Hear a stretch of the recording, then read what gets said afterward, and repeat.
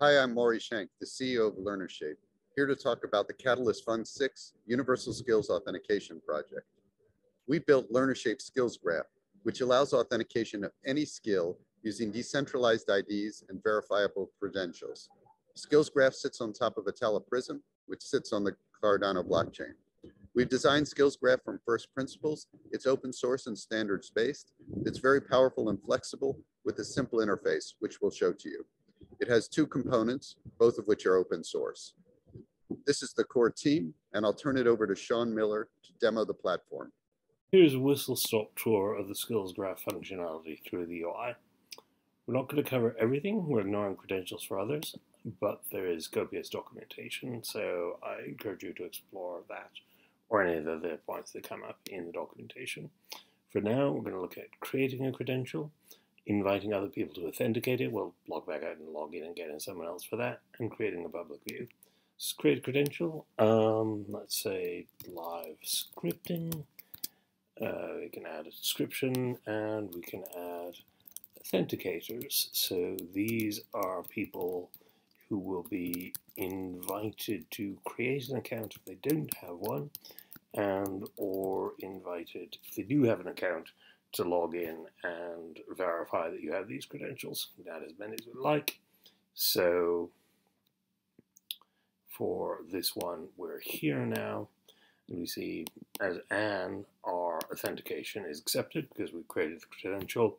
We've invited two other people. In a few minutes, these will show with Cardano submission transaction IDs.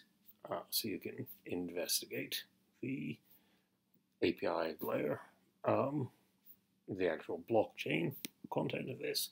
But for now, we're just going to log out as Anne, log back in as Ben, and see we now got a new invited authentication. That's the one we just created, live scripting from Anne. If we refuse it, we just fall off the edge of the list. If we accept it, then we also fall off the edge of the list, but we are now an authenticator of this. So if we log out as us, as Ben rather, and log back in as Anne, we can see that the credentials for live scripting now includes Ben accepted as well as Anne accepted. And this was one that's done earlier and has now also got the submission transaction ID. Third thing we're going to look at here is creating a public view. So Anne now has 3 skills. We can show a subset of them. We can show them in a different order than the order they came in on. Let's say we want to create a public view of the live coding and live scripting. We can create that. It shows up here at the bottom. This is now a publicly accessible link. You don't need to authenticate to use that.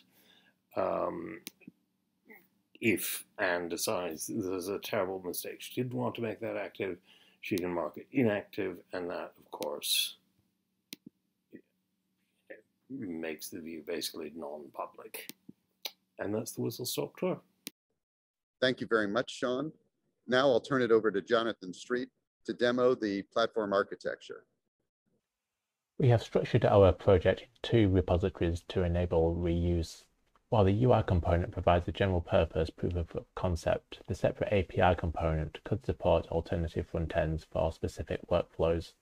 Both components use Docker containers, and a Docker Compose file in each repository facilitates starting all containers quickly. Taking a new credential as an example, a request is first received by the web container in the UI component. This then connects through to the API, which via a broker can spawn a background task. This is executed by the worker, connecting through to the blockchain Kotlin container, and finally out to the Prism SDK.